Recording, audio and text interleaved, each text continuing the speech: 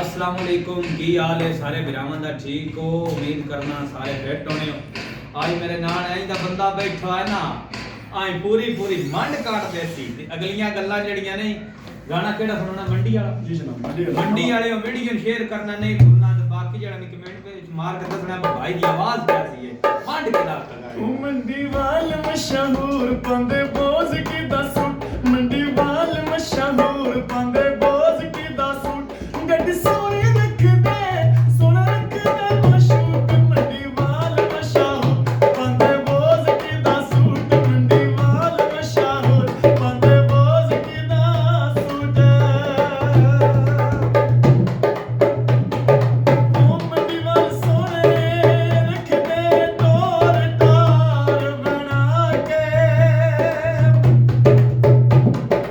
ओ पैरां विच सोनी जुत्ती दिल वाल पा के, सोने नाल सजणा दा, सोने नाल सजणा दे,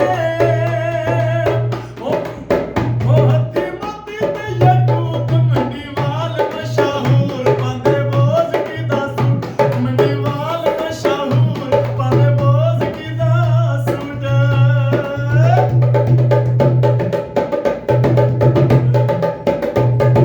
ओ गल कोई तेरे दी करे, ओदी नहीं खैरे, ओ मिंट ना लांदे सीधा ठोक दे न फेरे।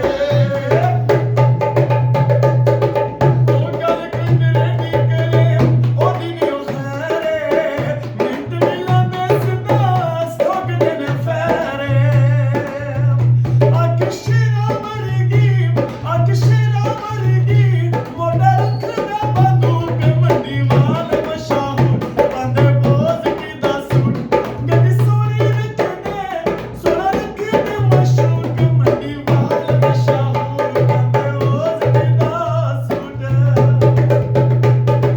ओ यारां दे यारे ते किसे ने, ओ यारां दे यारे ते किसे कोलों नहीं डरदे, यारां वास्ते जान तली उत्ते तरदे।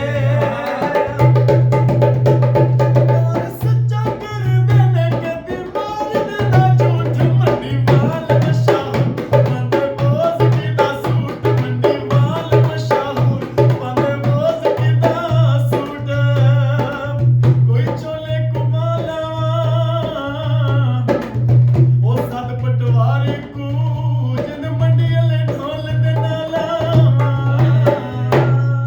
अच्छा जी, वीडियो आवे पसंद वीडियो शेयर करना नहीं भूलना तो बाकी कमेंट मार के दसना है आवाज कैसी है दी है। जनाब शाह।